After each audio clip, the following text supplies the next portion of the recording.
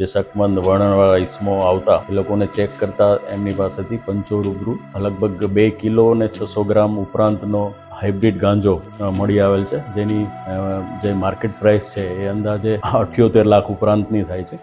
Saroli police station વિસ્તારમાં Niyol checkpost આવેલી છે, જ્યાંથી 2 ઈસમો ગાંજો લઈને પસાર થનાર છે એ પ્રમાણેની બાતમી સારોલી પોલીસ સ્ટેશનને મળેલી. તે સંદર્ભે ત્યાં નાકાબંધી ચાલુ હતી. દરમિયાન એ સિવાય એમની પાસેથી 2 મોબાઈલ અને 3 સિમ કાર્ડ મળી આવેલા છે, અને જેથી પોલીસે કાયદેસરની કાર્યવાહી કરી અને આ લોકોની ધરપકડ કરેલ છે. જેઓની જે આ ઈસમો છે એનું નામ છે મયુદ્દીન અને જે બીજો છે આબિદ.